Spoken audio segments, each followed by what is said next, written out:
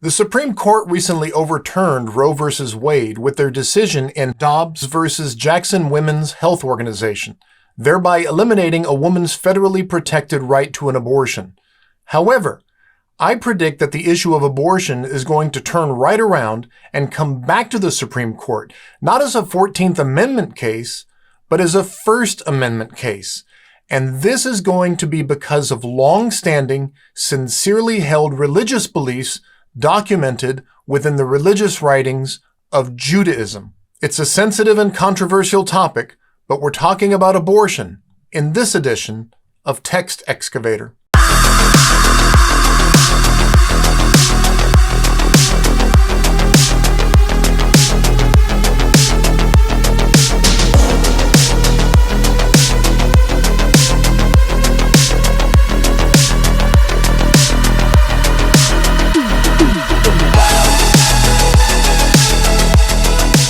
Hey, I'm Dr. Bob Cargill, the Excavator, and thanks for joining us for a quick look at two texts in the rabbinic corpus, one from the Mishnah and one from the Talmud, that I think clearly define the sensitivity that the Jewish faith has always had toward the issue of abortion. Specifically, we'll note two things.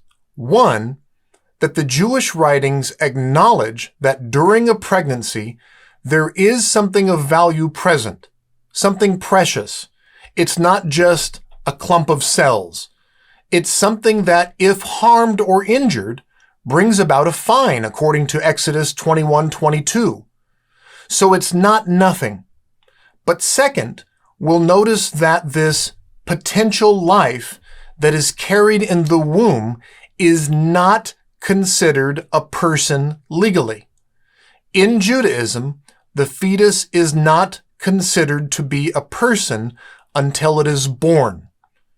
Now, that is not to take away from the value of the potentiality of the fetus, but instead to underscore the worth and value of the woman, the mother, the living, breathing individual, as having precedence over the potential life that she carries in her womb, intrinsic value in her own right and to her husband. This much is articulated in two texts, compiled and written over 1,500 years ago, and we'll see that it is abundantly clear that Judaism has plainly laid out its rulings on the formation of human life and abortion. Again, Jewish religious traditions that have been established for nearly 2 millennia. The first passage is from the Bavli, the Babylonian Talmud, tractate Yevamot 69b.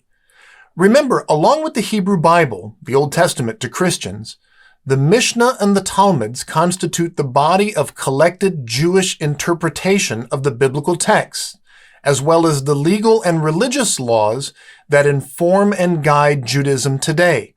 These are Judaism's sacred religious texts. Yevamot 69b discusses when women are permitted to partake in trumah, a kind of offering. This text, however, also discusses various states of pregnancy and reads, Rav Chisda said, she immerses and partakes in trumah until 40 days after her husband's death, when there is still no reason for concern. As if she is not pregnant, then she's not pregnant. And if she is pregnant, until 40 days from conception, the fetus is merely water. It is not yet considered a living being, and therefore it does not disqualify its mother from partaking of trumah. So in this text from the Jewish Talmud, it spells out clearly that in the first 40 days of pregnancy, the fetus is not considered a living being.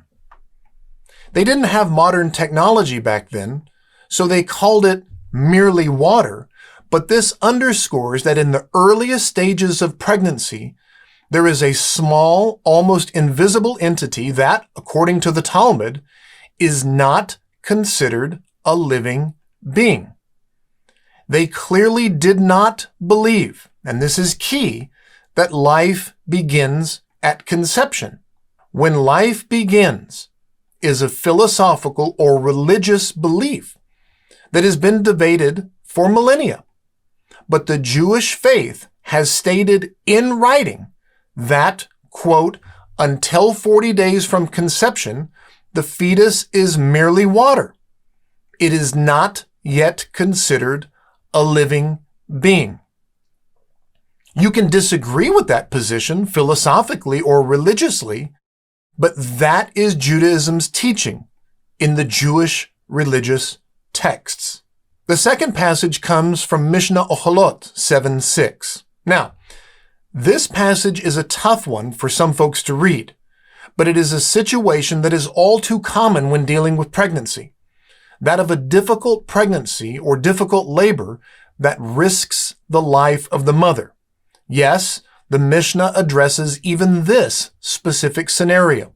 Mishnah Oholot 7:6 reads, "The woman who is in hard labor, they chop up the child in her womb and they remove it limb by limb, because her life takes precedence over his life.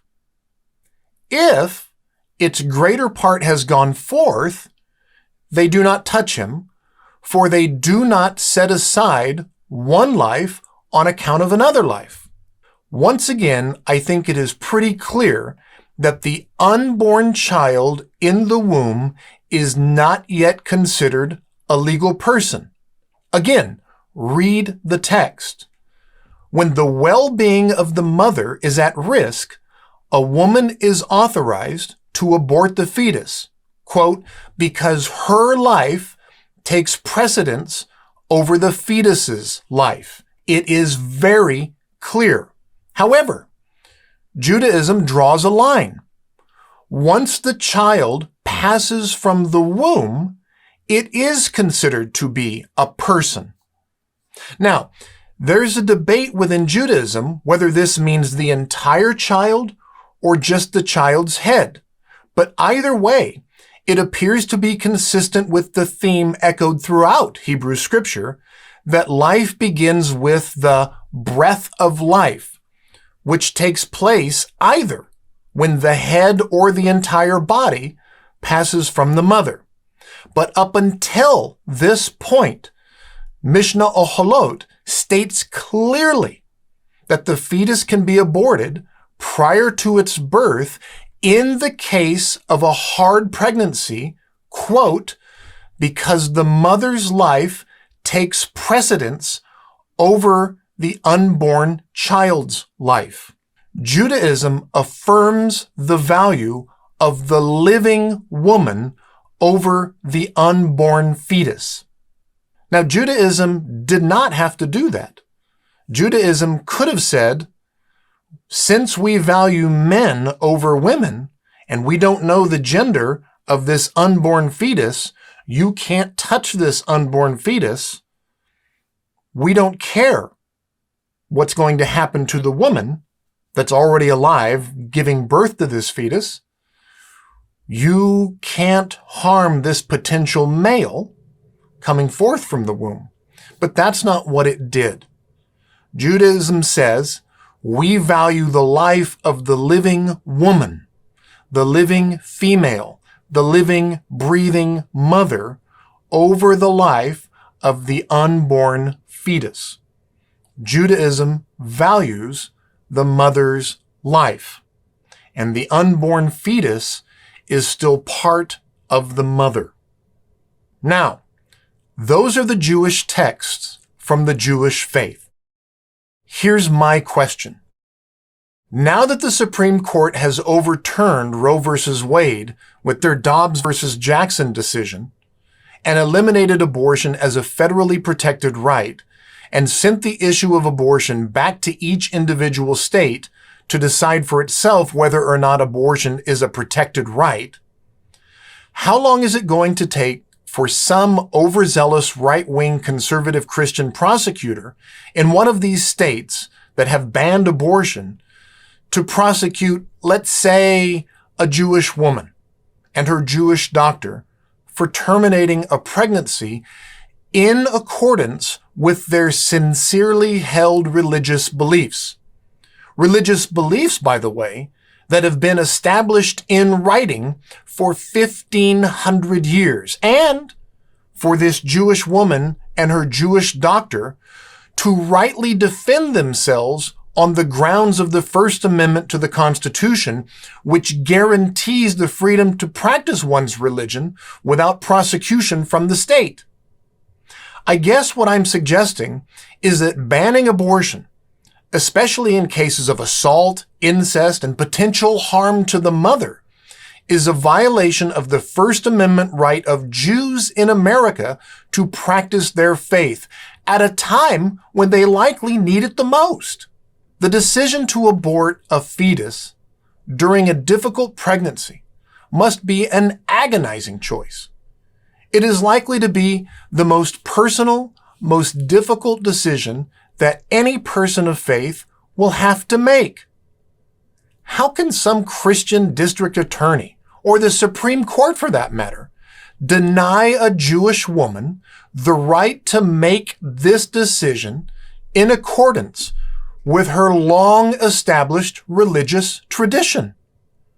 How can the state claim that the conservative evangelical definition of life, or that the conservative Catholic definition of life somehow trumps Judaism's long-standing definition of life? This scenario simply cannot stand up to any fair reading of the First Amendment. Now, that's not to say that I don't think the religious right won't try to do just that, legislate the conservative Christian view on abortion with zero regard for anyone else's religious view on the matter. But that's the point. Only an anti-Semitic law or legal ruling can suppress these long-standing Jewish religious traditions. And the First Amendment should protect against that. But we'll have to wait and see. But that's what these texts from the Jewish religious tradition say. So what are your thoughts? Did you know these texts even existed? Leave your comments below. And please don't forget to hit that like and subscribe button and ring the bell to be made aware of future videos just like this one. Thanks for watching this special edition of Text Excavator. I'm Dr. Bob Cargill, wishing you everything the best.